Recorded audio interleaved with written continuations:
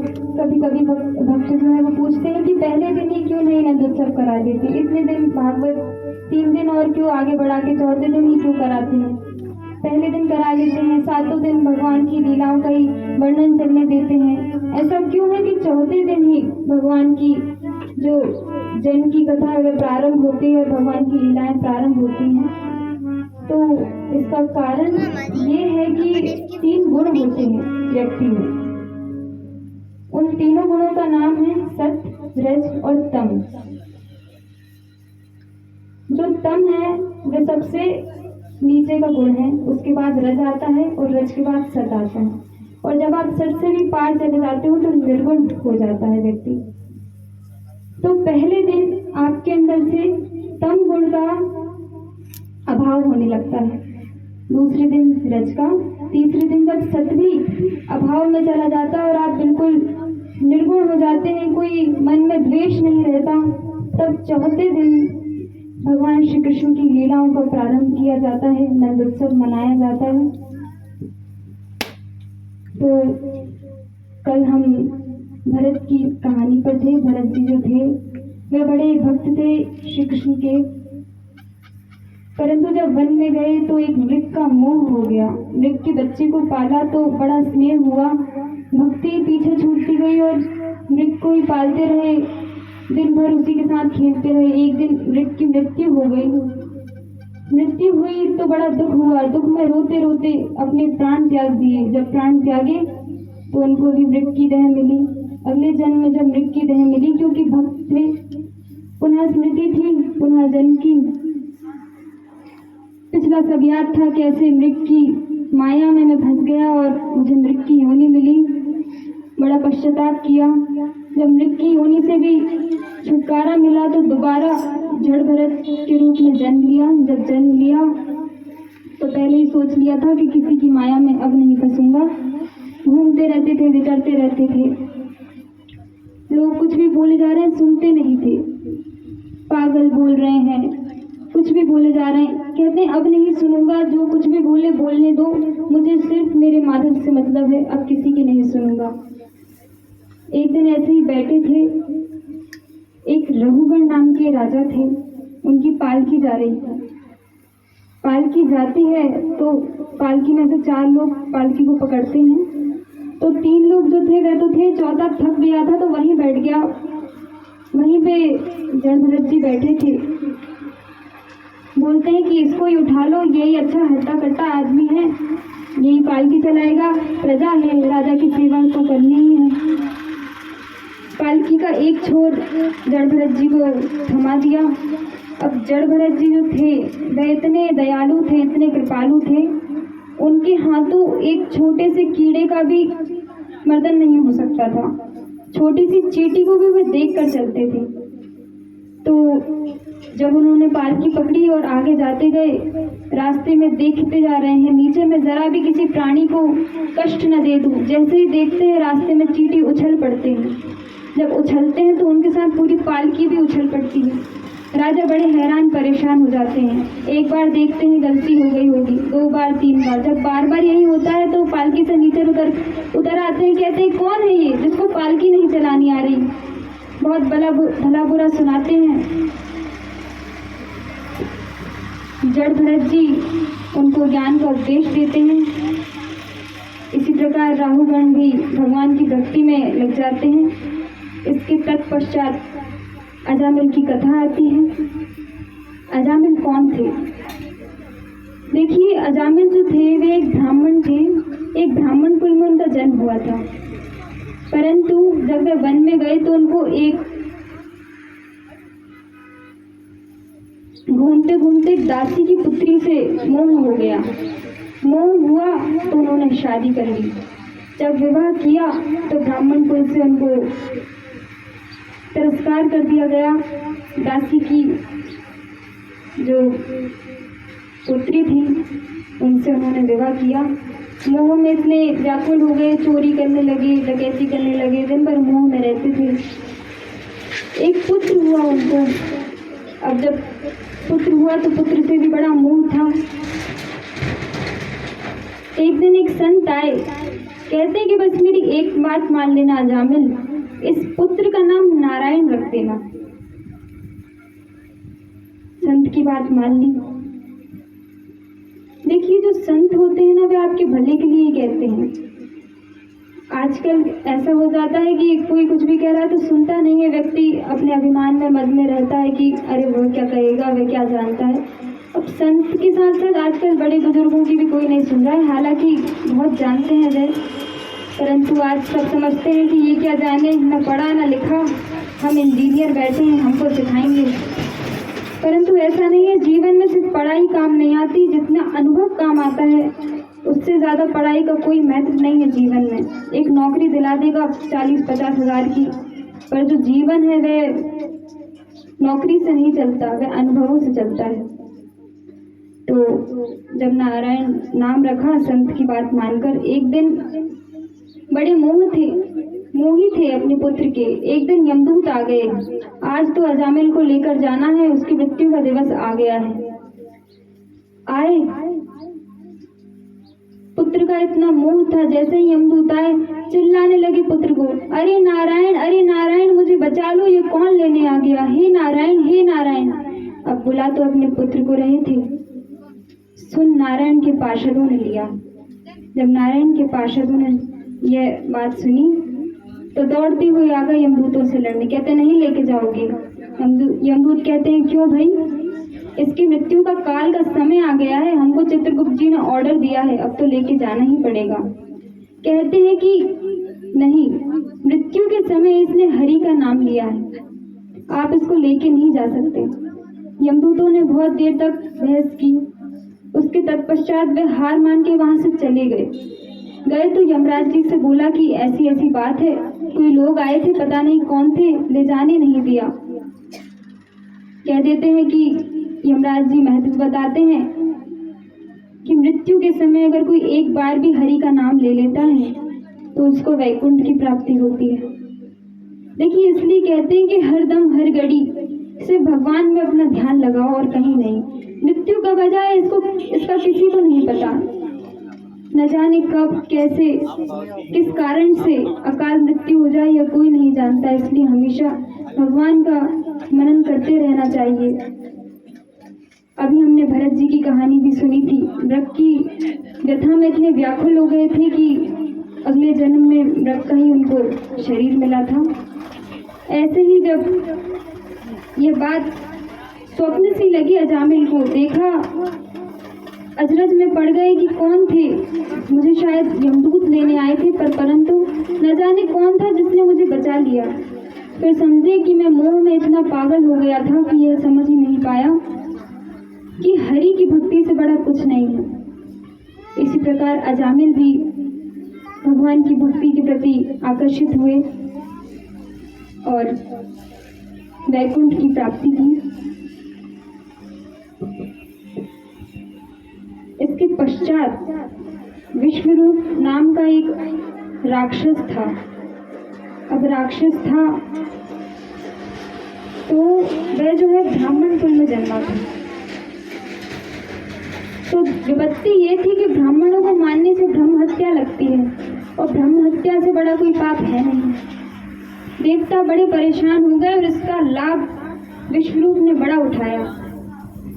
बहुत हैरान होने के बाद जब सब देवराज इंद्र के पास पहुंचे तो देवराज इंद्र ने कहा अब एक ही उपाय है, इसका वध तो करना पड़ेगा, चाहे मुझे ब्रह्म हत्या ही क्यों ना लग जाए। गए तो विश्वरूप का मर्दन कर दिया। मर्दन किया तो ब्रह्म हत्या का पाप लगा।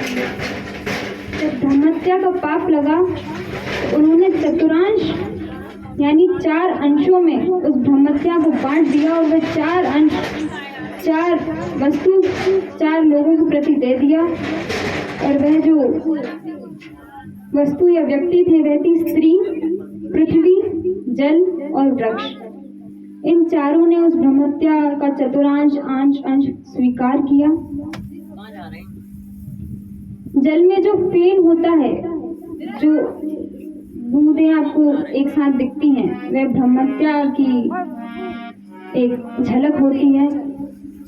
पृथ्वी में जगह जगह जो गड्ढे होते हैं, गड्ढे में पानी भर जाता है, अकस्मात जो गड्ढे होते हैं वह भी ब्रह्म हत्या की झलक है, जो इंद्र ने अंश के रूप में पृथ्वी, स्त्री, वृक्ष और जल को दिए।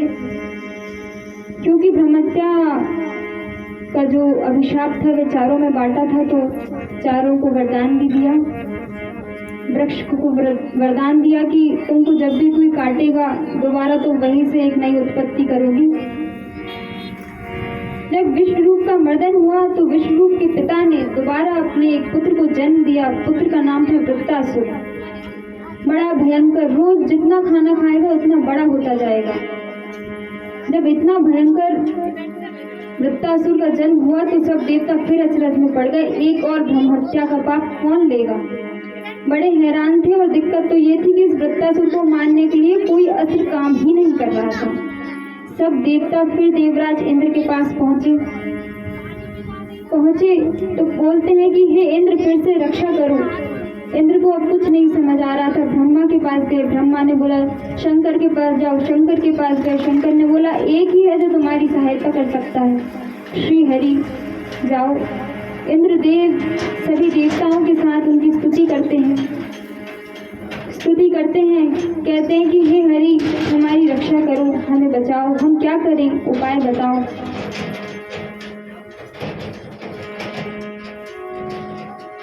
जब ये कहते हैं, स्तुति से भगवान प्रसन्न हो जाते हैं, आते हैं, कहते हैं कि इसको जो अस्त्र मार सकता है वह तुम भतीजी ऋषि के पास जाकर मांगो। अब भतीजी ऋषि की कथा आती है। भतीजी जो ऋषि थे उन्होंने अपनी अस्थियां यानी हड्डियां दान कर दी थी अस्त्र बनाने के लिए। आप पड़ोसी के घर में शक्कर मांगने भी जाएंगे ना तो चार बातें तो मन में सोच लेगा, चार अपने पति को सुना देगी कि शक्कर मांगने आई थी, घर में जैसे कुछ है ही नहीं इसकी। ऋषि के पास पूरा शरीर मांगने चले गए। ऐसे ऋषि हमारे भारतवर्ष में जन्मे, जरा ना सोचा, कहते हैं कि एक ना एक दिन तो ये शरीर जाना ही है, क्यों ना इसे ऐसे काम में लगा दूं जिससे संसार का उद्धार हो सके। अपना शरीर, अपनी अस्थियां देव को दे दी। उसी समय से जो वज्र, जो शस्त्र इंद्र के पास है वह भतीजी ऋषि की हड्डियों से बना है, अस्थियों से बना है। वृत्तासुर के साथ युद्ध करने गए देवराज इंद्र। जाते हैं तो वृत्तासुर जो है भले ब्राह्मण है, भले राक्षस है, भगवान श्री कृष्ण का बड़ा भक्त है। युद्ध करे जा रहा है क्योंकि पिता ने एक काम दिया है कि अपने विश्व रूप भाई का बदला लेना है इंद्र से। युद्ध करते करते इंद्र जब बार बार वज्र से प्रहार कर रहा है, कहते हैं हाँ इंद्र, अगर हिम्मत है तो मार दो आज, परंतु मेरी श्री हरि से एक ही इच्छा है, मरने के बाद मुझे कोई रूप नहीं चाहिए, कोई जीवन नहीं चाहिए।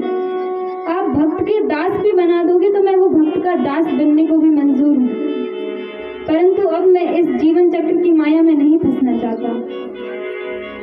ये कहते हुए इंद्र के साथ युद्ध करते जाते हैं। इंद्र बड़ा प्रसन्न हो जाता है। ऐसा राक्षस, ऐसा दानव पहली बार देखा है जो श्री हरि की व्याख्याएं करते जा रहा है और युद्ध लड़ रहा है। देखिए कर्तव्य था, निभाना तो था, युद्ध तो करे जा रहा है। वज्र नीचे गिरा देता है। अब बताइए, वज्र नीचे गिर गया है, इंद्र के पास अस्त्र नहीं है, वृत्तासुर के पास समय था कि मार दे। कहता है उठाओ वज्र, निशस्त्र पे मैं प्रहार नहीं करता, नीतियों का उल्लंघन नहीं किया। बहुत युद्ध करने के बाद वृत्तासुर का वध किया गया। जब वध किया तो परीक्षित जी पूछते हैं कि हे शुकदेव महाराज, कोई राक्षस कैसे श्री हरि की भक्ति कर सकता है, कैसे उसकी बुद्धि इतनी सद्गुणी है।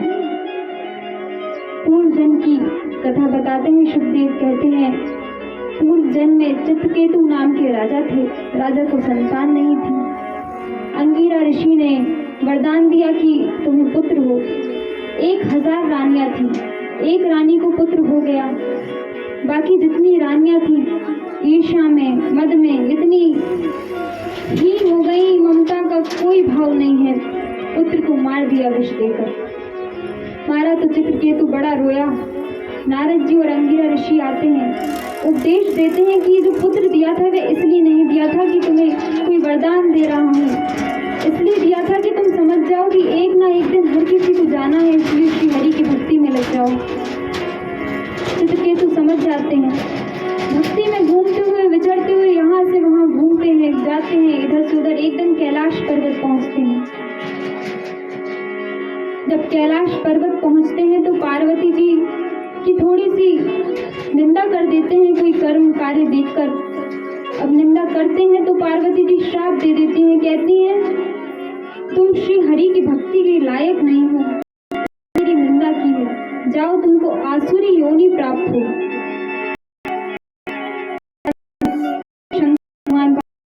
जाते हैं श्री हरि के भक्तों को श्राप देने से श्री हरि के भक्तों का तो कुछ नहीं होगा, परंतु हमारा बहुत अनिष्ट हो जाएगा, कृपया कर ऐसा दोबारा ना करें। परंतु भक्त इतने प्यारे हैं श्री कृष्ण के, कुछ ना कहा, चाहते तो श्राप देते पार्वती को, चले गए वहां से। ठीक है देवी, जो कह दिया सो स्वीकार है। वही चित्रकेतु अगले जन्म में वृत्तासुर बनते हैं। परीक्षित के प्रश्न का जवाब देते हुए सुखदेव जी आगे बढ़ते हैं। नारद युधिष्ठिर का संवाद आता है। देखिए बहुत से संवाद हैं भागवत में, यही संवाद मिलकर भागवत की कथा का विस्तार करते हैं।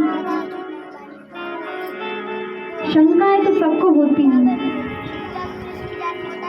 तो नारद जी से युधिष्ठिर जी भी अपनी शंकाओं को निवारण मांगते हैं। कहते हैं कि शिशुपाल था एक, शिशुपाल को वरदान था कि वह श्री कृष्ण को 100 बार अपशब्द कह सकता था।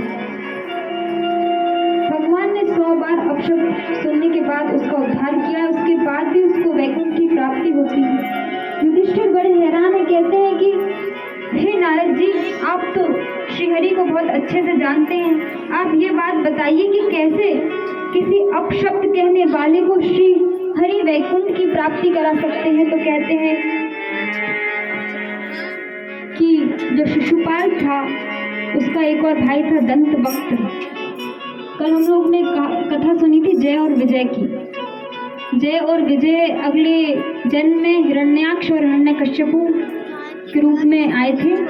वही द्वापर युग में शिशुपाल और दंतवक्त्र बनते हैं और त्रेता युग में रावण और कुंभकर्ण बनके भगवान के हाथों से मुक्ति पाते हैं। नारद जी कहते हैं कि भगवान का भले अपशब्द के लिए ही स्मरण किया हो, पर इतनी बार स्मरण किया है कि भगवान कैसे मुक्ति नहीं देगा। अपशब्द नहीं सुने जा रहे हैं तो सिर्फ श्री कृष्ण कह रहा है, श्री कृष्ण कह रहा है, श्री कृष्ण कह रहा है। इससे भक्त वत्सल हमारे श्री कृष्ण भगवान हैं।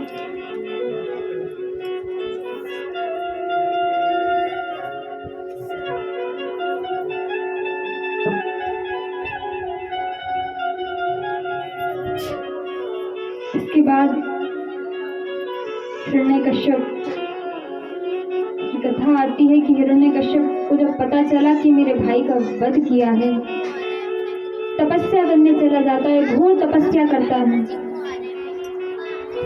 तपस्या करने के बाद ब्रह्मा जी से वर मांगता है, कहता है कि हे ब्रह्मदेव, वरदान चाहिए तो ऐसा कि ना सुबह मरूं ना शाम को, ना दिन में मरूं ना रात में,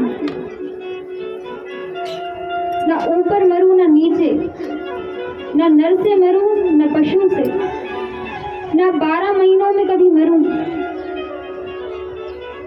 पूरी बुद्धि के साथ जितना हो सका अपनी अमरता का वरदान मांगता है। ब्रह्मदेव कहते हैं कि ऐसा हो नहीं सकता। कहता है कि तुम तो सब कर दोगे, मुझे तो वरदान चाहिए। विवश होकर ब्रह्मा जी वरदान दे देते हैं।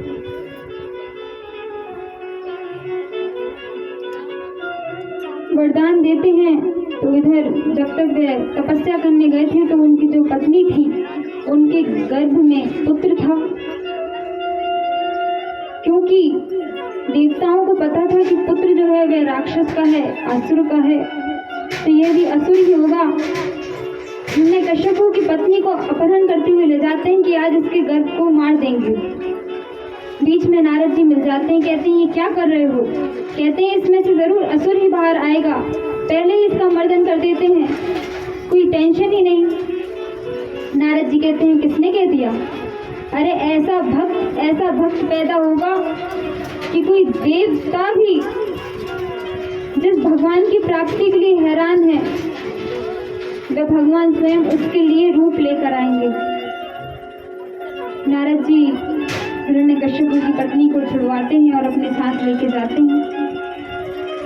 देखिए प्रहलाद जो थे वह भी असुर तो थे, परंतु गर्भ में ही नारद जी ने उनको भक्ति का ज्ञान दे दिया था। भक्ति का ज्ञान दिया तो जब जन्म हुआ तब से ही सिर्फ श्री हरि श्री हरि श्री हरि, हरि शरणम हरि शरणम हरि शरणम, ओम नमो भगवते वासुदेवाय, इन मंत्रों के अलावा कुछ जाप नहीं करते थे। पहले नादान समझ के हिरण्यकश्यपु ने कुछ नहीं कहा। बहुत समय हो गया, गुरुकुल भेज दिया। गुरुकुल में अब क्योंकि असुरों का गुरुकुल था तो वही सिखाएंगे असुरों की नीतियां कुनीतियां। जितना सिखाते वहां सुन के वापस आते। पिता पूछते गोद में बिठाकर आज क्या सीखा? कहते हैं कि हे पिता, आज सीखा कि कैसे श्रीहरि की भक्ति प्राप्त हो।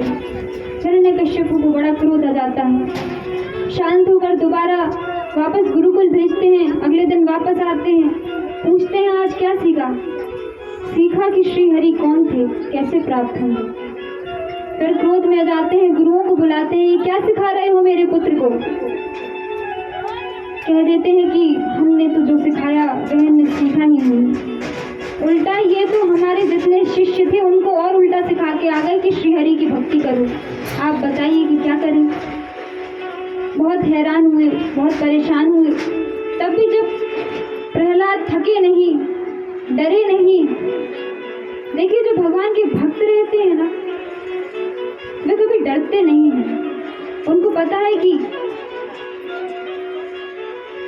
मेरी चिंता हरि करे, मैं करूं हरि का चिंतन। मीराबाई को विष दिया था, इतने प्रेम से पिया है कि अमृत हो गया। जैसे ही संकोच जाता है ना मन में, सारे काम बिगड़ जाते हैं। भगवान के प्रति अगर श्रद्धा है तो मन में संकोच नहीं आना चाहिए। एक बार विश्वास कर लिया तो कर लिया, उसके बाद भगवान को चाहे प्रतिज्ञा ही क्यों न तोड़नी पड़े, आपके विश्वास को कभी ठुकरा नहीं सकते, तोड़ नहीं सकते। जब प्रहलाद कैसे भी नहीं माने तो मारने का प्रयास किया गया, खाई से नीचे गिराने का प्रयास किया, भगवान ने बचा लिया। ओम नमो भगवते वासुदेवाय नमः, इसी का जाप करते रहते थे।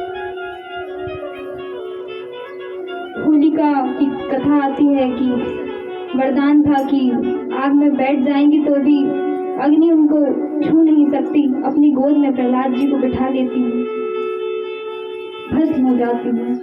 भगवान के सामने किसी का वरदान काम नहीं करता अगर भक्त को हानि हो रही हो तो।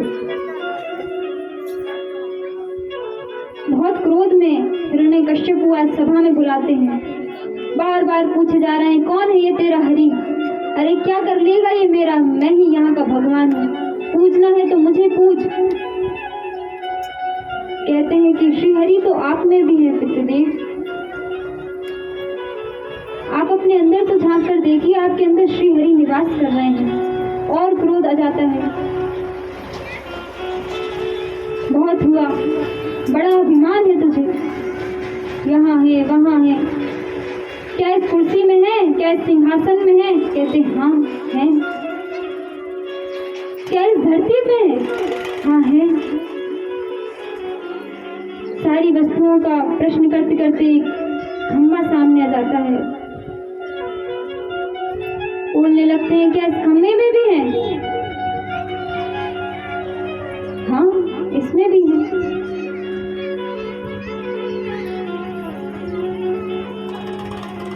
अब भक्त ने कह दिया है तो प्रकट तो होना पड़ेगा प्रूफ देने के लिए।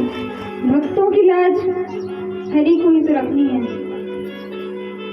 लाज रखने के लिए जैसे ही हिरण्यकश्यप कहता है, अगर है तो आते क्यों नहीं तेरी रक्षा करने? अगर इतना ही दम है तो आए इधर, लड़ाई करें, मुझसे युद्ध करें। इतना कहते ही हैं कि नरसिंह भगवान प्रकट हो जाते हैं। बोली नरसिंह भगवान की जय।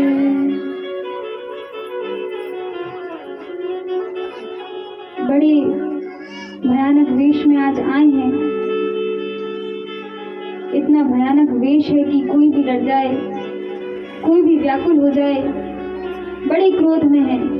इतने से बालक को कैसे अपना पिता इतने कष्ट दे रहा है, बहुत क्रोध में है।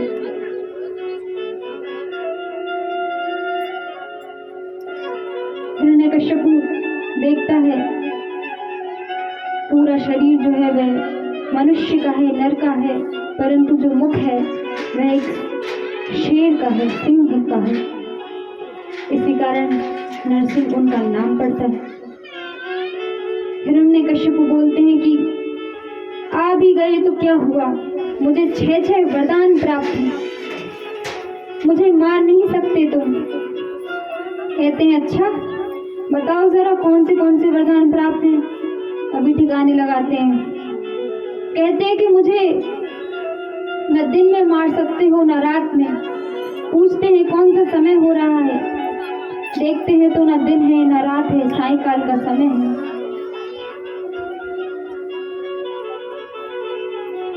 मुझे अस्त्र शस्त्र नहीं मार सकते। कहते नहीं मारूंगा। मुझे न नर मार सकता है न पशु। पूछते हैं बता मैं क्या हूँ, नर हूँ या पशु? मूक हो जाता है, क्या बोलूं। वरदान तो तूने ब्रह्मा जी से मांगा था। मेरे पास इतनी शक्तियां हैं कि मैं वह रूप भी धर सकता हूँ, वो शायद संभव ही ना हो। मुझे न कोई ऊपर मार सकता है न नीचे। इतना कहते ही है कि भगवान अपनी गोद में बिठा लेते हैं सिंहासन पर बैठकर। कहते हैं बता कहाँ है तू, क्या नीचे है या ऊपर? मध्य में अपनी गोद में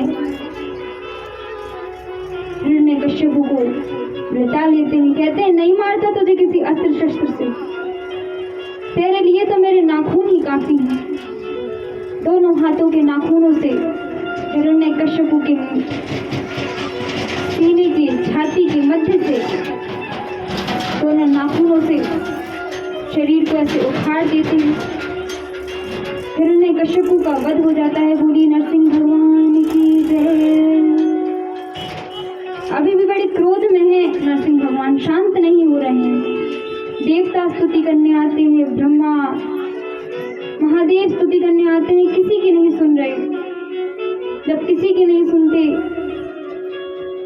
पृथ्वी व्याकुल हो जाती है। नारद जी आते हैं, प्रहलाद से कहते हैं कि हे प्रहलाद, इनको शांत तो सिर्फ तुम ही कर सकते हो। अगर भगवान किसी के सामने झुक सकते हैं तो वह सिर्फ उनके भक्त हैं।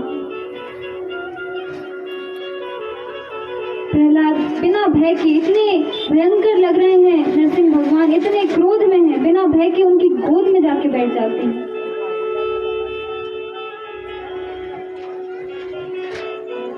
जैसे ही गोद में बैठते हैं भगवान का सारा गुस्सा क्रोध शांत हो जाता है।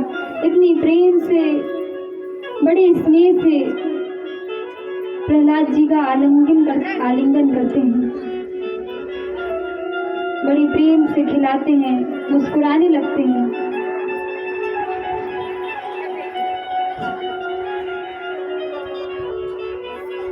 इसी तरह जय विजय के रूप में हिरण्यकश्यप का भी भगवान ने स्वयं रूप लेके उद्धार किया।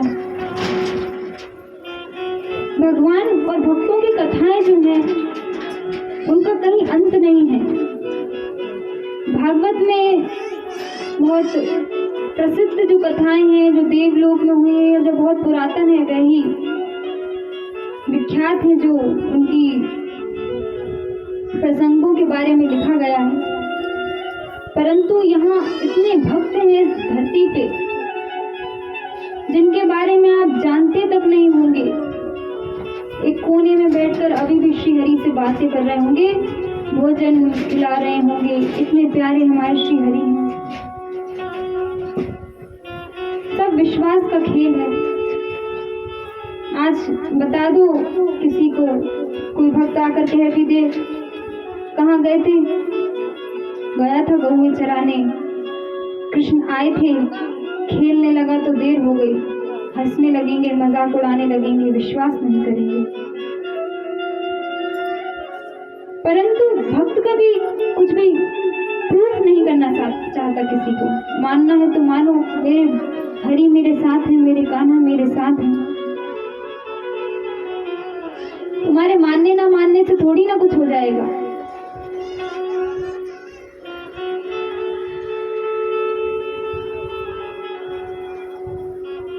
ऐसे ही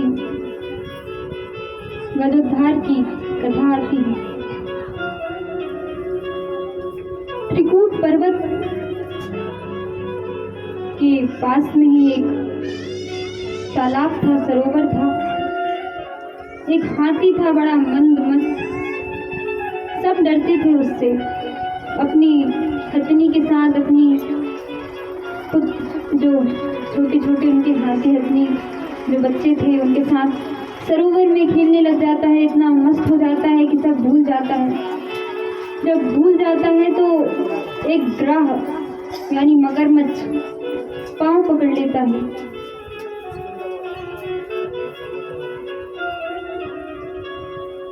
पांव पकड़ लेता है तो सब दूर भाग जाते हैं। विपत्ति में कोई किसी का नहीं होता।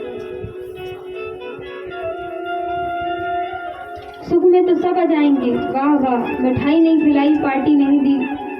दुख में कोई नहीं आएगा कि तुम बताओ क्या जरूरत है, क्या मदद चाहिए, मैं कर दूं। बहुत चिल्लाया, प्रयास किए, कोई तो बचाओ, कोई तो बचाओ, कोई नहीं आता। अपनी स्वधर्मिनी, अपने बच्चे तक दूर भाग गए। बहुत प्रयत्न किया खुद से,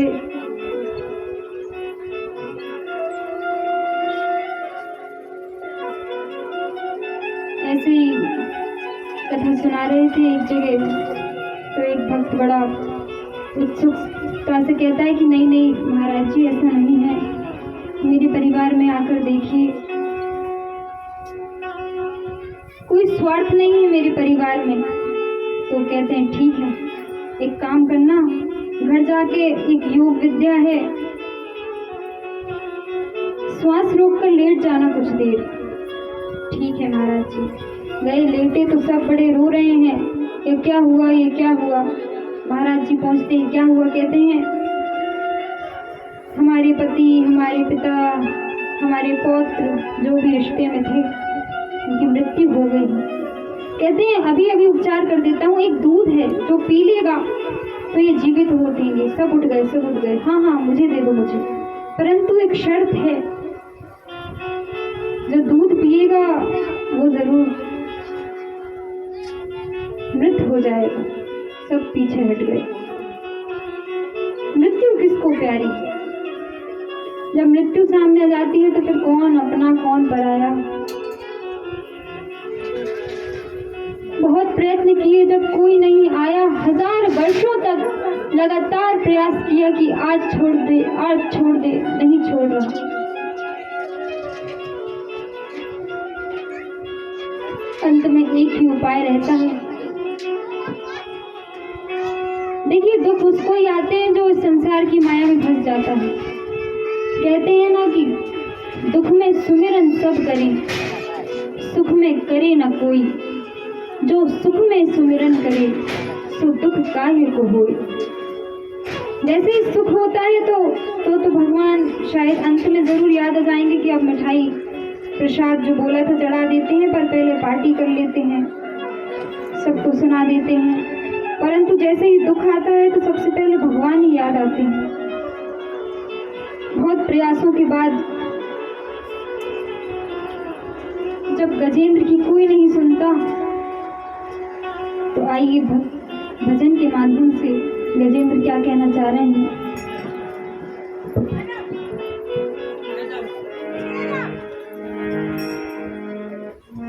मेरी नैया पड़ी है मझधार,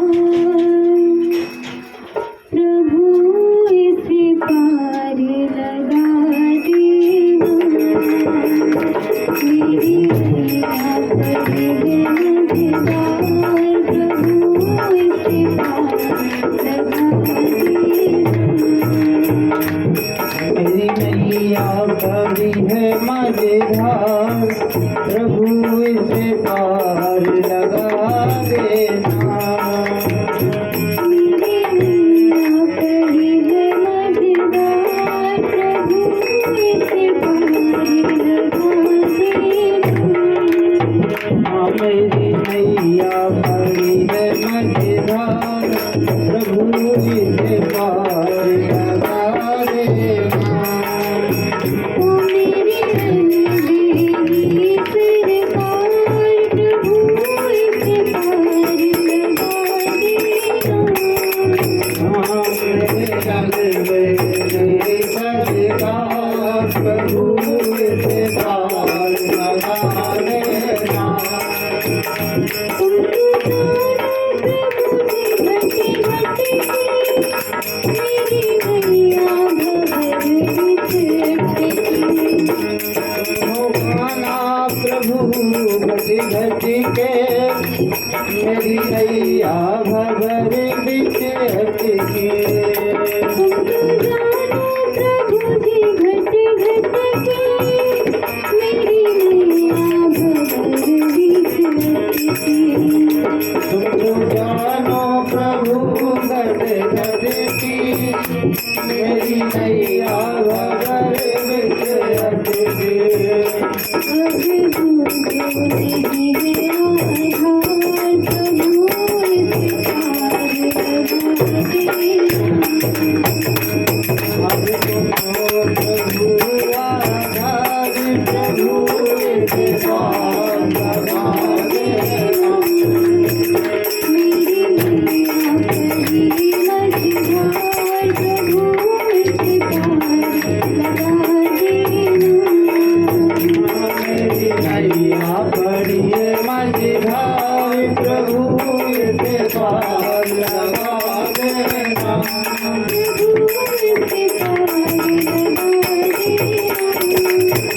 इसे पार लगा देना। प्रभु इसे पार लगा देना। जब पुकारते हैं तो श्रीहरि का प्राकट्य होता है। गजेंद्र स्तुति करते हुए कहते हैं कि ओम नमो भगवते तस्मै यत् एतच्चित्तात्मकं पुरुषाय दिव्यजय। हे प्रभु मेरी रक्षा करो। जब ऐसा कहते हैं तो सबसे पहले ग्राह का उद्धार करते हैं।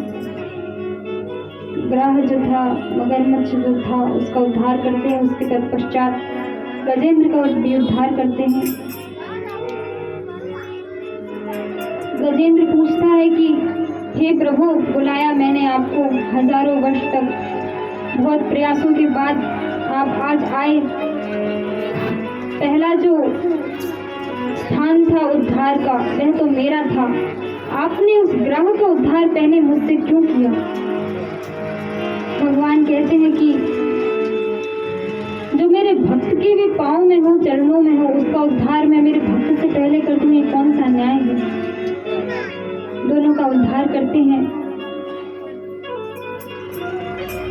एक दिन दुर्वासा ऋषि जी जो हैं, भगवान के धाम से एक माला लेकर आते हैं। प्रसन्न होकर देवराज इंद्र को देते हैं। इंद्र अपने हाथी ऐरावत को माला पहना देते हैं। ऐरावत के गले से जब माला गिरती है तो चरणों में आ जाती है। दुर्वासा ऋषि को क्रोध आ जाता है, श्राप दे देते हैं, तुम श्रीहीन हो जाओ, तुम्हारे सारे जो लोग हैं वे चले जाएं। जब ऐसा कहा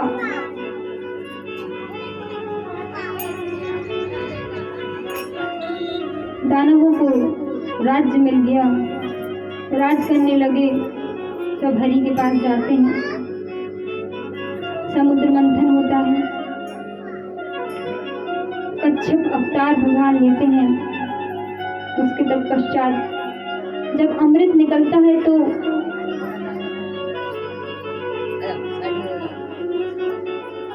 बड़े सोच में पड़ जाते हैं देवता कि अब असुर जो है वह भी मांगेंगे, क्योंकि साथ में उन्होंने भी समुद्र मंथन में सहायता की थी।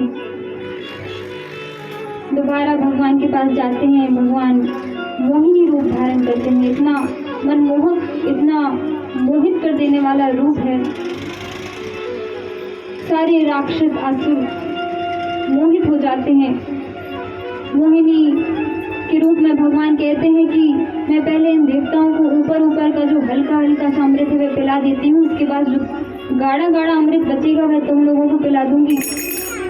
प्रसन्न हो जाते हैं, ठीक है, बुरा ना मान जाए मोहिनी कहीं, मान जाते हैं। जब पूरा अमृत देवताओं के पास पहुंच जाता है तो राहु और केतु को यह बात पता चल जाती है। पता चलती है तो देवताओं की लाइन में खड़े हो जाते हैं, अमृत पी लेते हैं। भगवान को पता चलता है, भगवान सुदर्शन से दोनों का सिर काट देते हैं, क्योंकि अमृत का पान किया था। दो ग्रहों के रूप में परिवर्तित हो जाते हैं। त्रिलोकी का जो राज्य है वह जब राजा बलि के पास जाता है, राजा जो बलि है वह भी असुर थे, प्रहलाद जी के पुत्र थे। देवता फिर भगवान के पास जाते हैं। अदिति देवी थी, उनको वरदान दिया था भगवान ने कि उनके गर्भ से वे रूप धारण करके अवतार लेंगे। भगवान के पास देवता आते तो कहते हैं कि ठीक है, बलि से छुटकारा मैं दिलवा दूंगा।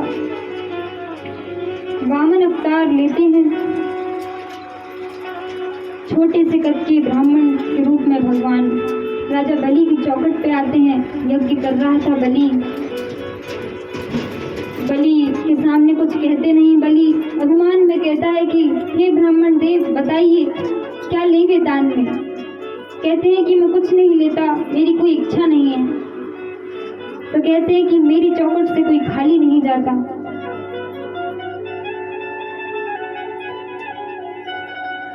असुरों के गुरु हैं शुक्राचार्य, समझ जाते हैं कि श्री हरि हैं, कोई नया खेल खेलेंगे, फिर त्रिलोकी का राज्य चला जाएगा, हाथ से बड़ी मुश्किल से पाया है।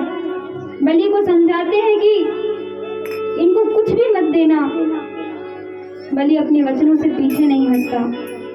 जब गुरु की आज्ञा नहीं मानता तो गुरु श्राप दे देते हैं, श्रीहीन हो जाओ, श्राप देते हैं। तत्पश्चात वामन रूप में भगवान कहते हैं कि मुझे कुछ नहीं चाहिए, बस 3 पग की धरती दे दो, जमीन दे दो, जहां मैं बैठ के भगवान का नाम जप कर सकूं। बलि कहते हैं कि 3 ही क्यों, आपको जितनी मांगनी है मांगो। भगवान कहते हैं नहीं, बस 3 ही पर्याप्त है। कहते हैं ठीक है। इतना कहते ही जैसे ही वे मान जाते हैं, छोटे से कद में वामन अवतार इतने बड़े हो जाते हैं, इतने बड़े हो जाते हैं कि चींटी से भी छोटा सा स्वरूप लगने लगता है बलि को स्वयं का। पहले पग में पूरी पृथ्वी नाप लेते हैं, दूसरे पग में स्वर्ग, तीसरा जो पग रहता है वह जब कहीं नहीं लगता। बलि कहते हैं कि हे प्रभु, क्योंकि मैंने आपको दान देने का वचन दिया था, तीसरा पग जो है मेरे माथे पे रख लीजिए, मैं स्वयं को आपको देता हूँ। भगवान प्रसन्न हो जाते हैं।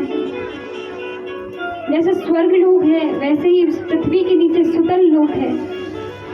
प्रसन्न होकर बलि को सुतल लोक दे देते हैं। अंत में मत्स्य अवतार की कथा आती है।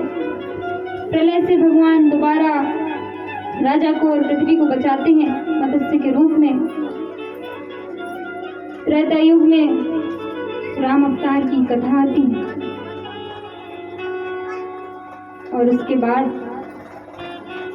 जिसका सबको बड़ा इंतजार था, जो बड़े इंतजार में सब यहाँ बैठे हैं कि आज इस उत्सव के लिए हम सब आए हैं, ऐसे नंदलाल की कथा आती है। देखिए आप लोग तो मात्र 1 घंटे से यहाँ बैठे हैं। जो नंदलाल हैं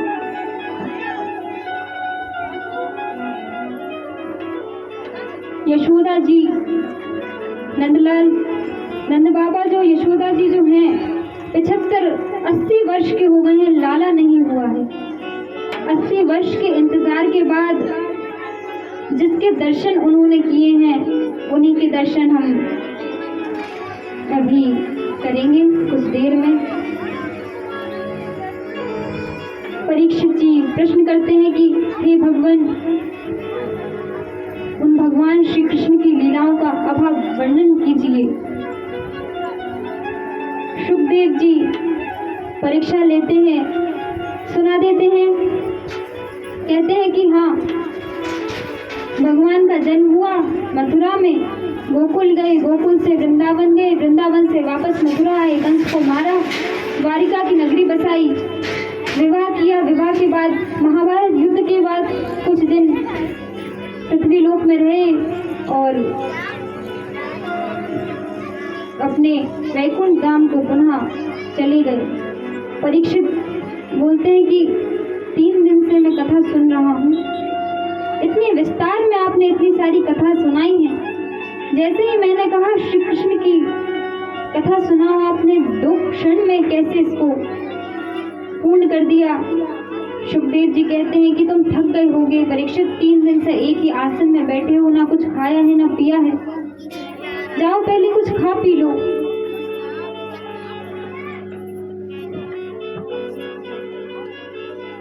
कहते हैं परीक्षित कि अब तो मैं कुछ भी नहीं खाऊंगा, अब एक ही रस का मैं पान करूंगा, वो है भगवान श्री कृष्ण की लीलाओं का। वर्णन आता है उग्रसेन के पुत्र थे कंस। उग्रसेन के छोटे भाई की पुत्री थी देवकी। देवकी का विवाह शूरसेन के पुत्र वसुदेव जी से होता है। विवाह होता है तो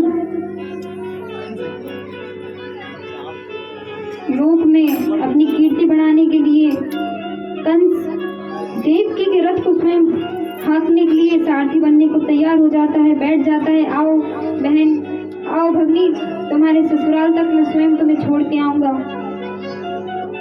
इतने में ही आकाशवाणी होती है कि हे मूर्ख, जिसका तू सारथी बना है उसकी 8वीं संतान ही तेरा काल होगा। सुनते ही रथ से नीचे उतर जाता है, क्रोध में देवकी के केश पकड़ लेता है। कहता है कि जब देवकी ही नहीं रहेगी तो काल कैसे आएगा। अभी अभी विवाह हुआ था। वसुदेव जी चिंतित हो गए, पैरों में पड़ जाते हैं। कहते हैं कंस, एक विवाहित स्त्री का, एक कन्या का वध करोगे, क्या अच्छा लगेगा? कीर्ति नहीं होगी, जगह जगह बुराइयां करेंगे, निंदा करेंगे लोग तुम्हारा, अपकार ही होगा जहां होगा। इतने के बाद भी जब कंस माना नहीं, वसुदेव जी वचन दे देते हैं कि देवकी का मर्दन मत करो। देवकी से 8वीं संतान तक जितने भी पुत्र होंगे मैं सब तुम्हारे हवाले कर दूंगा। तो संतुष्ट हो जाता है कंस, कारागृह में डाल देता है दोनों को। पहली संतान होती है, कीर्तिमान नाम था। बड़े दुख के साथ वसुदेव जी ने क्योंकि वचन दिया था और देवकी के प्राणों की रक्षा करनी थी, स्वयं से जाके कंस को अपना पहला पुत्र दे देते हैं। तो कंस कहने लगता है कि पहले पुत्र से मुझे कोई हानि नहीं है, इसको ले जाओ। इसी बीच नारद जी का आगमन होता है। नारद जी जो हैं बड़े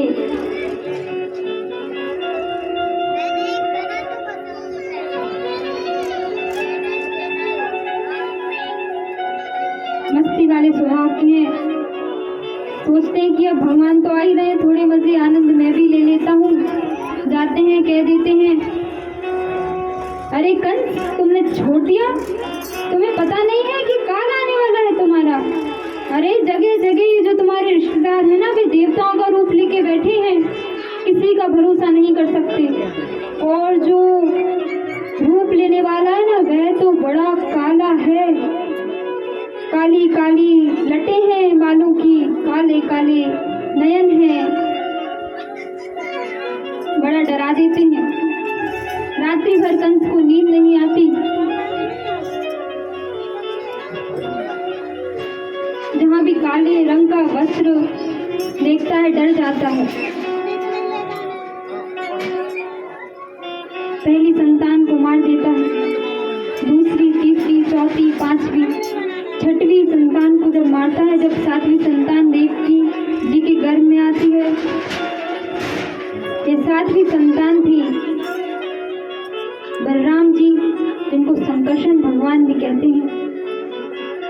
अब भगवान को पता था कि अगर मुझसे पहले ही मेरे बड़े भाई ने यहाँ जन्म ले लिया तो अभी उद्धार कर देंगे कंस का, फिर मैं क्या करूँगा।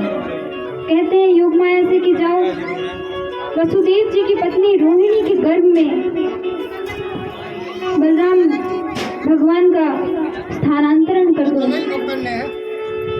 इसी वजह से भगवान का नाम संकर्षण भगवान पड़ा। उसके बाद जब भगवान के जन्म का समय आता है,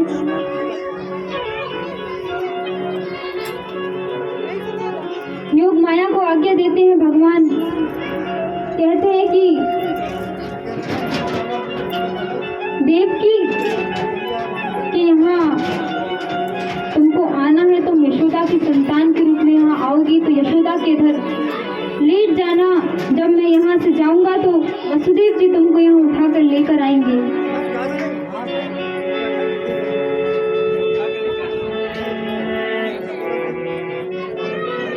भादों का महीना था, रात्रि थी, मध्यम मध्यम हवा चल रही थी, मंद मंद बारिश हो रही थी, इतना सुहावना मौसम था। योग माया की ऐसी देन थी कि सब कुछ इतना गहरी नींद में सुला दिया।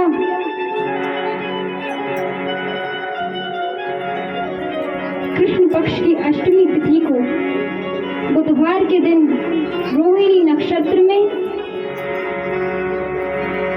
भगवान शंकर चक्र गदाधारी रूप लेकर देवकी जी के गर्भ से प्राकट्य करते हैं। बोलिए श्री कृष्ण भगवान की जय। बोल कृष्ण कन्हैया लाल की। जब देखते हैं कि ये तो शंकर चक्र गदाधारी हैं, देवकी जी कहती हैं कि हे हरि, मैं आपको पुत्र के रूप में देखना चाहती हूँ। श्री हरि कहते हैं, श्री कृष्ण कहते हैं कि अरे मैं इतनी तैयारियों से आया था, कंस आएगा मुझे मारने तो अभी मार दूंगा। देवकी जी मानती नहीं है, कहती है कि नहीं।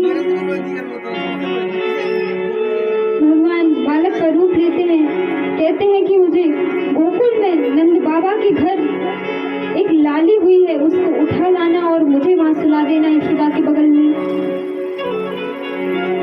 भगवान से वसुदेव जी कहते हैं कि हे भगवान,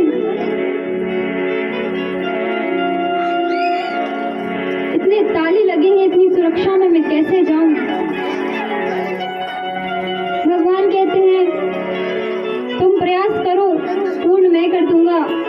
जैसे ही अपने सिर पर भगवान को उठाते हैं, अब जिसको सिर पर उठा लिया उसके होते हुए कोई बेड़ी बांध सकती है भला वसुदेव जी को?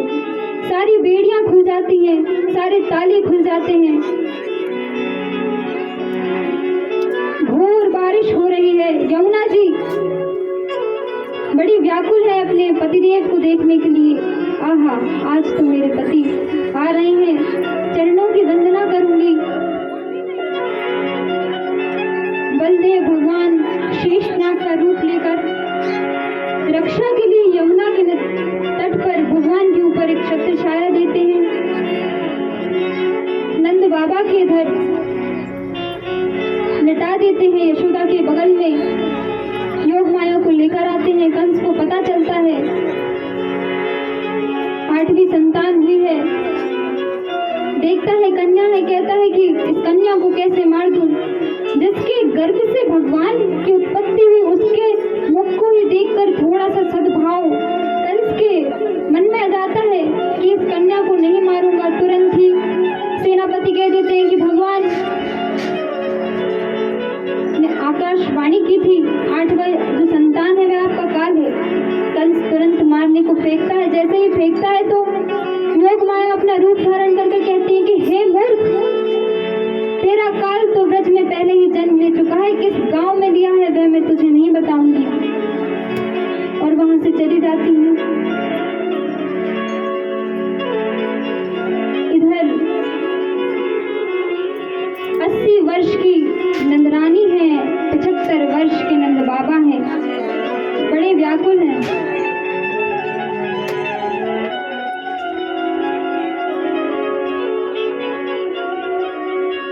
दो नंद हैं, बहन है नंद बाबा की। नंदा सुनंदा 6-6 महीने पहले से आ गई हैं। इतनी मुश्किल से तो लाला हो रहा है, पूरी देखभाल करेंगी। लालच एक ही है, देखभाल करेंगे तो नंद बाबा जो है 9-9 लाख के हार देंगे। बड़ी प्रसन्न है। जिस दिन जन्म होता है, अच्छा शर्त लगी थी अगर लाला हुआ तो 9 लाख का हार मिलेगा, लाली हुई तो कोई छोटा मोटा उपहार। किसी प्रयोजन से नहीं लगी थी, ऐसे ही लगाई थी। नींद लग जाती है दोनों की। सुबह 4 बजे देखती हैं छोटा सा बालक यशोदा जी के बगल में चादर उड़े सो रहा है। हरि शरणम कहते हुए चादर उठाते हैं कि हे भगवान, लाली ना हो, 9 लाख का हार चला जाएगा। जैसे ही चादर खोलती है, बोलती है हो गया लाला, हो गया। इधर नंद बाबा गौशाला में माला जप रहे हैं। माला जपते हैं, क्या कहते हैं? अभी तो भयो नाय जाने कब होए गो, मैं 75 वर्ष को तो हो गयो। अभी तो भयो नाय जाने कब होए गो, मैं तो 75 वर्ष को हो गयो। नंद बाबा के पास सुनंदा दौड़ती हुई जाती है। बाबा जप रहे हैं, अभी तो होए नाय, अभी तो होए नाय। सुनंदा कहती है हो गयो, हो गयो, हो गयो। कहती क्या हो गयो, काहे चिल्ला रही है? कहती है कि बाबा तेरे को लाला हो गयो। बोली श्री कृष्ण कन्हैया लाल की। उत्सव होता है। आइए हम सभी श्री कृष्ण लाला का स्वागत करते हैं।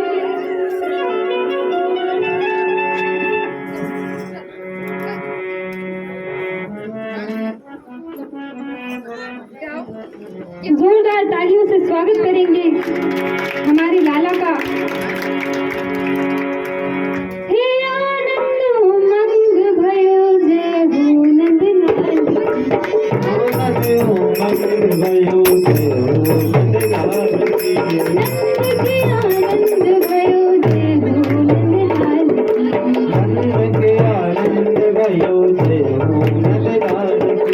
जय हो नंद लाल की, जय यशोदा लाल की। जय हो नंद लाल की, जय यशोदा लाल की। ब्रज में उमंग भयो जय हो नंद लाल की। ब्रज में उमंग भयो जय हो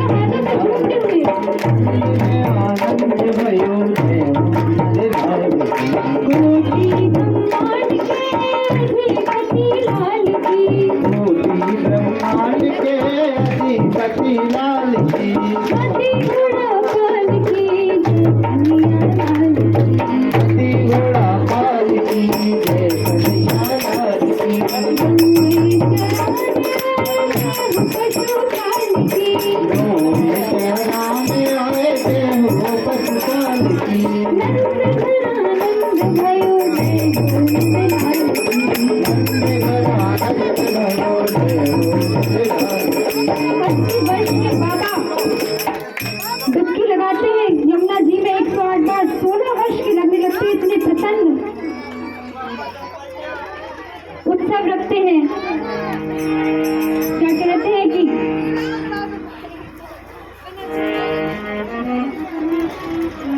नंद जी के आंगन में बज रही आज बधाई, नंद जी के आंगन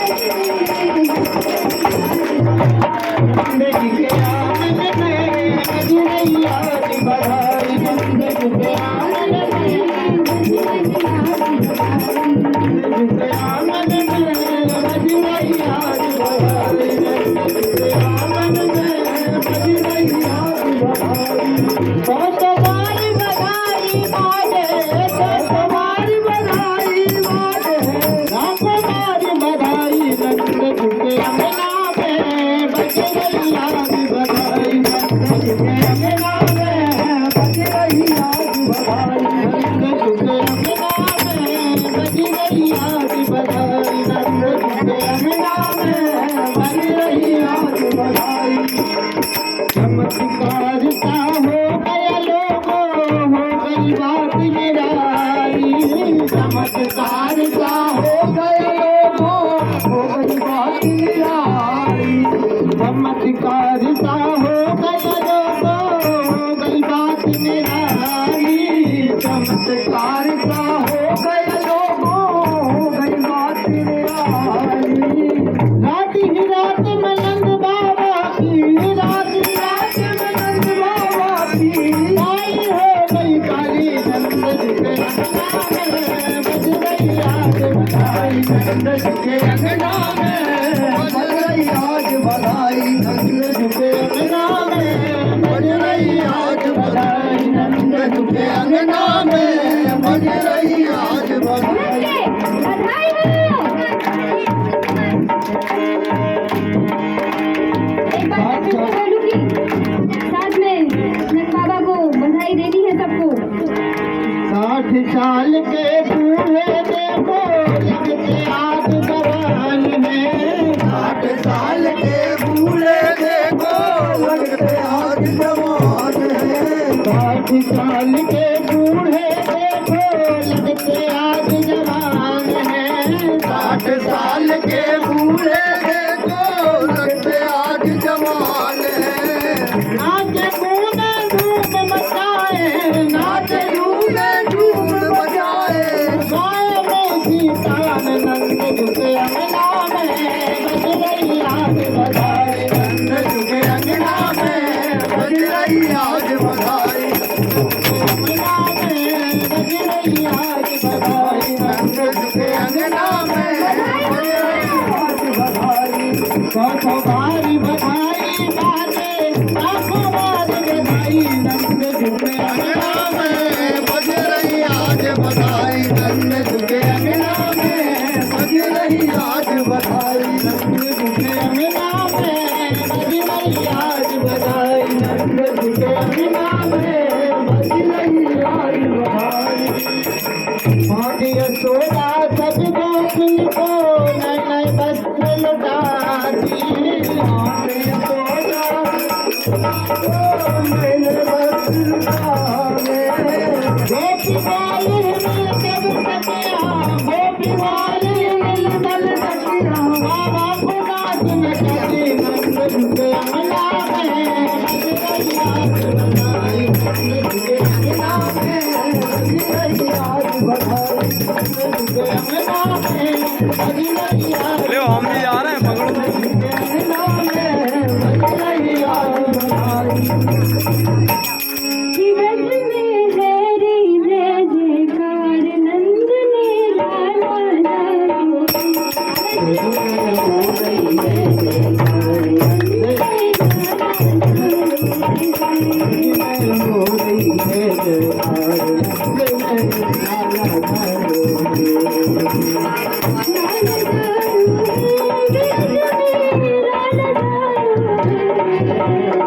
लाला गायो है, जगी में लाला गायो है, विरज में हो जय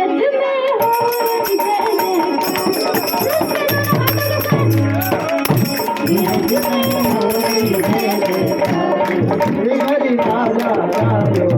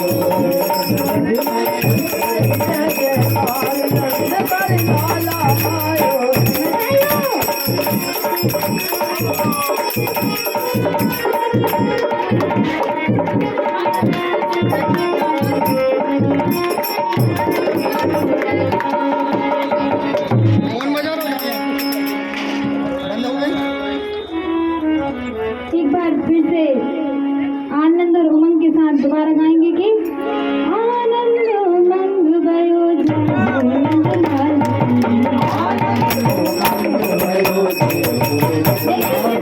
नाचने का मन कर रहा है, बिल्कुल संकोच न करिए, भगवान का जन्म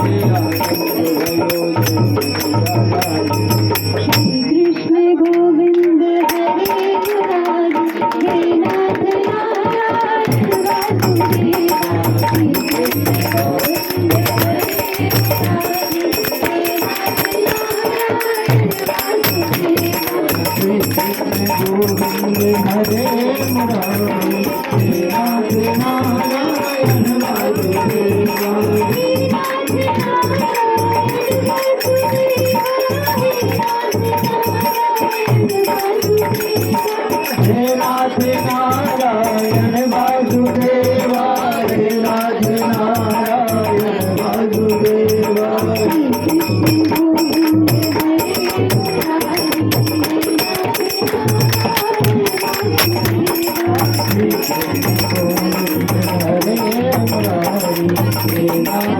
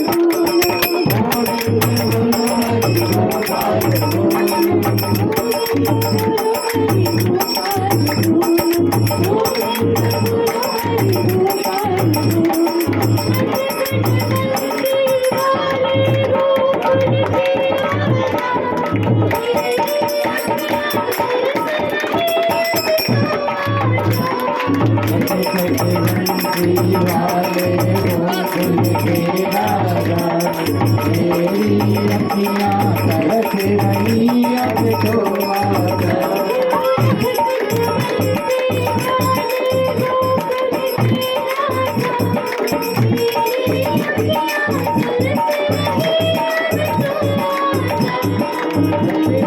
बंसी वाले गोकुल के राजा, मेरी अखियाँ तरस रही अब तो आजा।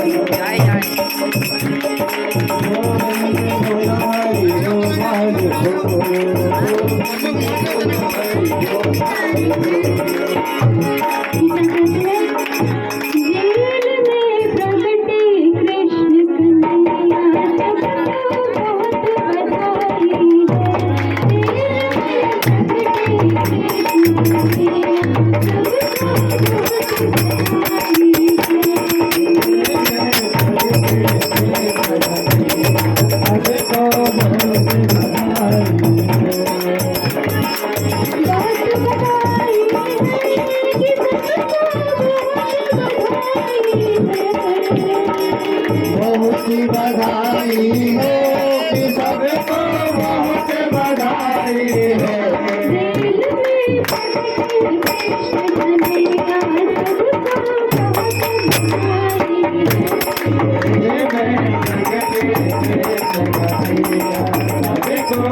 बहुत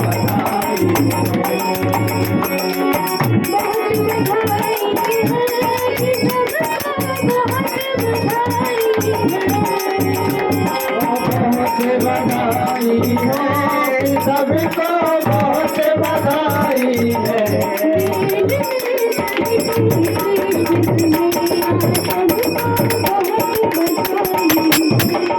दिल में करके भैया सबको बहुत बधाई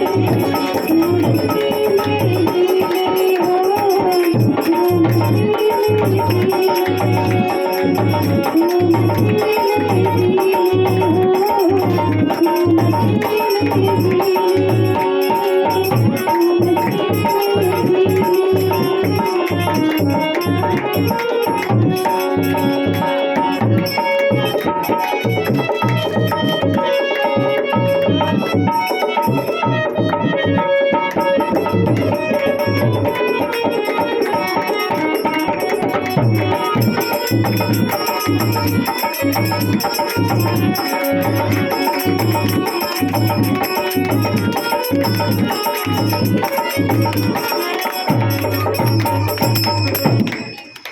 क्या वर्णन होता है भगवान का कि जरी की पगड़ी बांधे सुंदर आंखों वाला, कितना सुंदर लागे बिहारी, कितना लागे प्यारा। जरी की पगड़ी बांधे सुंदर आंखों वाला, कितना सुंदर लागे बिहारी, कितना लागे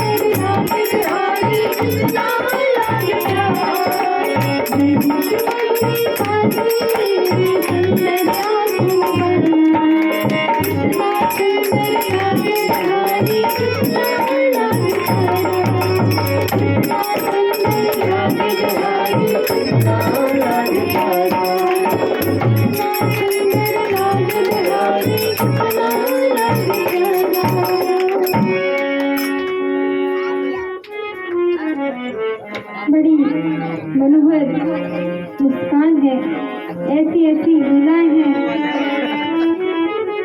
हमारे श्री कृष्ण कन्हैया लाल की।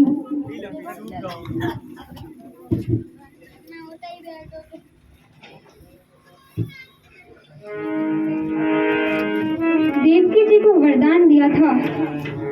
देवकी जी ने वरदान मांगा, कहते हैं कि आपके सदृश पुत्र चाहिए। भगवान कहते हैं कि मेरे सदृश तो कोई हो नहीं सकता। स्वयं देवकी जी के गर्भ से जन्म लेते हैं। कंस को पता चलता है कि ब्रज में कहीं जन्म लिया है। एक मीटिंग रखते हैं राक्षसों के साथ। तो बोलते हैं कि अब क्या करें। तो वे कहते हैं कि गांव-गांव में जितने भी अभी बच्चे हुए हैं उन सबको मार देते हैं। तो पूतना ने कहा कि जो शुरुआत है वे मैं करूंगी। पूछते हैं क्या करोगी।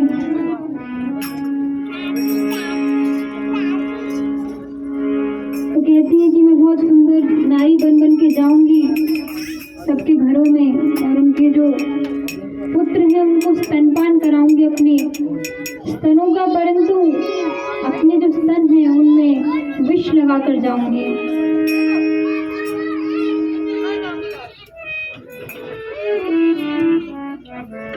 दो पंक्तियों में बड़ा सुंदर वर्णन है कि कवि दो पंक्तियों में इतनी प्यारी बात कहते हैं।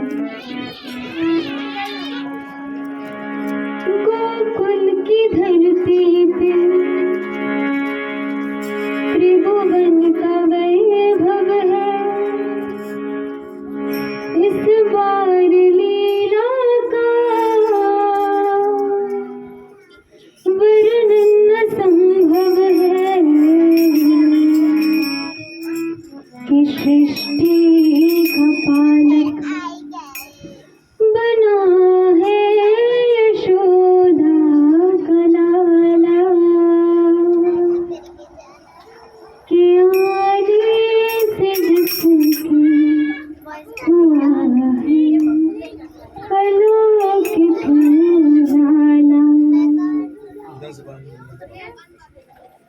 वर्णन कर सकता है हमारे कन्हैया की लीलाओं का।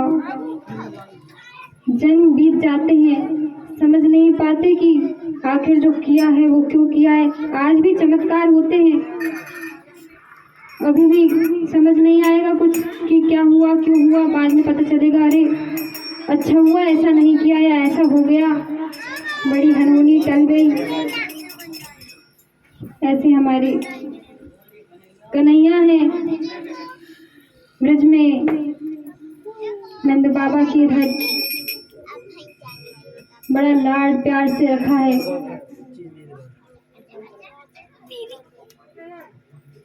पूरी गोपियों का बड़ा प्रेम है, बड़ा वात्सल्य है।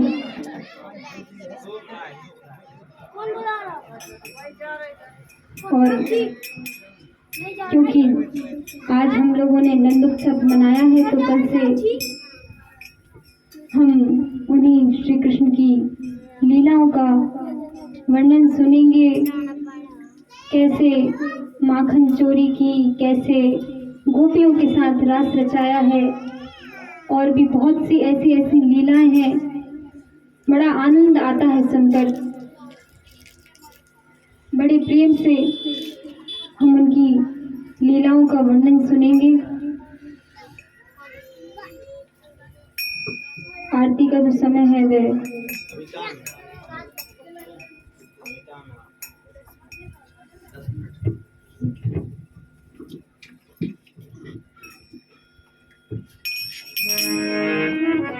पूतना जो है अब गांव-गांव जाती है सौभाग्य से। प्रथम जो गांव है वह गोकुल पर जाता है और पता चलता है कि नंदरानी के इधर 80 वर्ष बाद नंदलाला हुआ। अब यशोदा मैया किसी को मना नहीं कर रही, जो भी आता है बड़े प्रेम से स्वागत से कहती है हाँ हाँ आशीर्वाद दो मेरे लाला को।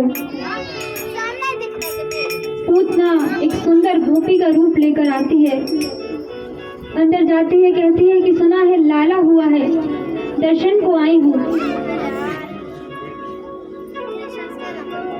यशोदा मैया देख लेती है हाँ कोई है, कहती है हाँ हाँ जाओ जाओ देख लो, खूब आशीर्वाद देना मेरे लाला को, जितना खिलाना है खिला लो। गोकुल में जितनी भी माँ थी, जितनी भी गोपियाँ थी, समान भाव से सबने यशोदा मैया की तरह लाड किया है।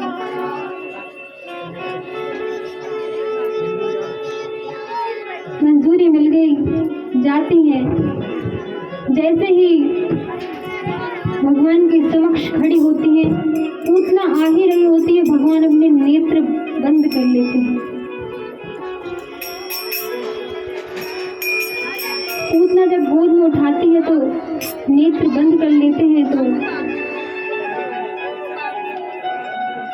बहुत से ऋषिजन भागवत को पढ़ते हैं तो बड़े संकोच में रहते हैं कि भगवान ने पूतना के आते ही नेत्र क्यों बंद कर लिए।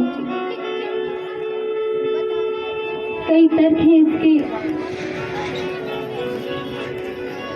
कुछ ऋषिगण कहते हैं कि पूतना को यदि भगवान अपने नेत्रों से सीधे तुरंत देख लेते तो तुरंत ही पूतना का उद्धार हो जाता। लीला पूर्ण नहीं हो पाती, इसलिए भगवान नेत्र बंद कर लेते हैं। दूसरा वर्णन आता है कि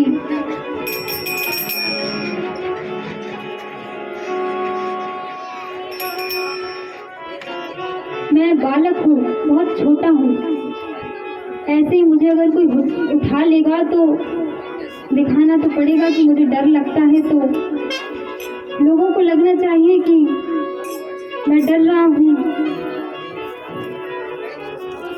नेत्र बंद कर लेते हैं। तीसरे वर्णन में बड़ा प्यारा वर्णन है। भगवान कहते हैं मैं इस ब्रजभूमि में आया ही इसलिए हूँ कि अपने भक्तों के साथ रहूं, उनके साथ लीलाएं करूं। सारे सारे जो भक्त हैं, देवी देवता हैं, रूप ले लेकर ब्रज में निवास करने लगते हैं। कोई पेड़ बना है, कोई पत्थर बनने को तैयार है, कोई घास बन गया, कोई गाय बन गया। और जो गोपियां हैं, बहुत से ऋषि थे पहले, उन्होंने भगवान का सानिध्य मांगा था, तो वरदान में भगवान ने ब्रज में गोपियों के रूप में उनके साथ रास करने का वरदान दिया था। अब भगवान का बड़ा प्रेम है और गोपियों का, गौओं का, गोपालों का बड़ा प्रेम है भगवान से। भगवान इतने खुशी खुशी, चलो गोकुल तो आ गया, नंदोत्सव भी हो गया, बढ़िया, मेरे भक्त, मेरे सखा, मेरे प्रिय मुझे देखने आएंगे। पता चलता है कि सबसे पहले ही पूतना एक राक्षसी आ जाती है। कहते ना मूड ऑफ हो गया, तो कहते हैं कि नहीं नहीं, पहले दर्शन तो नहीं करूंगा, तो नेत्र बंद कर लेते हैं। उठाते हैं पूतना अपनी गोद में, चुपचाप बाहर ले जाती है।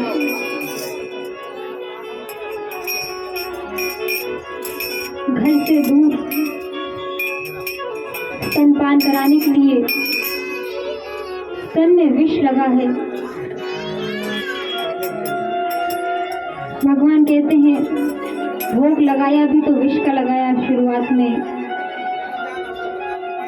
ठीक है पर कोई बात नहीं। जैसे ही स्तनों का पान करते हैं, दूध के साथ साथ पूतना के प्राणों को भी सोखने लगते हैं। पूतना व्याकुल हो जाती है, अपने राक्षसी रूप में जाती है, बोले जा रही है छोड़ दो छोड़ दो छोड़ दो, कौन है तू, मुझे छोड़ दे, मुझे बड़ा कष्ट हो रहा है। भगवान अब तो पेट नहीं भरेगा जब तक, तब तक नहीं छोड़ूंगा इसको।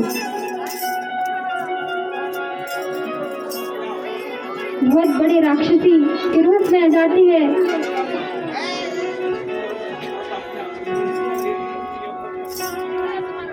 पूतना कहती है छोड़ दे, तू कौन है रे बालक। भगवान कहते हैं देखो, मनुष्यों का जो भी स्वभाव हो, एक बार भक्ति करने के बाद छोड़ दे, मन उठ गया हो तो छोड़ दे, मन भर गया हो तो छोड़कर चले जाते हैं, परंतु मेरा स्वभाव ये नहीं है। मैंने जिसको एक बार पकड़ लिया उसको मैं कभी नहीं छोड़ता। मैं तो कभी किसी का साथ नहीं छोड़ूंगा यदि एक बार पकड़ लिया। पूतना पीड़ा से व्याकुल हो रही है। भगवान कहते हैं आज तो बड़े मन से आई थी तू स्तनों का पान कराने, जब तक पेट नहीं भर जाता तब तक स्तनों का पान करूंगा। पूरे प्राण सोख लेते हैं। बहुत बड़ी पूतना बहुत बड़ी जगह में जब गिर जाती है, धम्म से आवाज आती है, सब डर जाते हैं क्या हुआ। यशोदा मैया डर के मारे लाला को देखने आती हैं, कहीं लाला डर ना गया हो। देखती हैं तो लाला पल्ले में नहीं है। दौड़ते हुए देखने जाती हैं क्या हुआ है। देखती हैं बहुत बड़ी राक्षसी,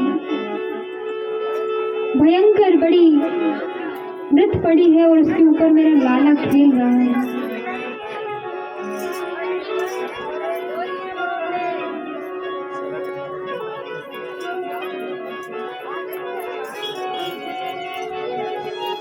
डर जाते हैं सब। भगवान ने देखी इतनी लीलाएं कि आज जरा भी लीला हो जाए तो जो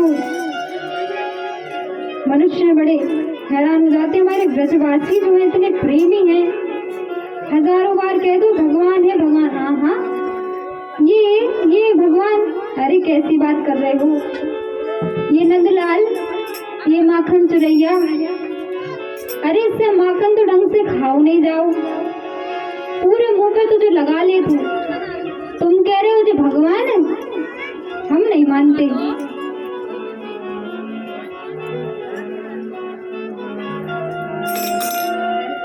दौड़ते हुए यशोदा मैया अपने पुत्र को अपने सीने से लगा लेती है। नारायण की कृपा मानकर सोचती हैं कि भगवान की कृपा से आज मेरा लाला बच गया। सोच लेती है दोबारा किसी भी अनजान व्यक्ति के पास अपने लाला को नहीं दूंगी।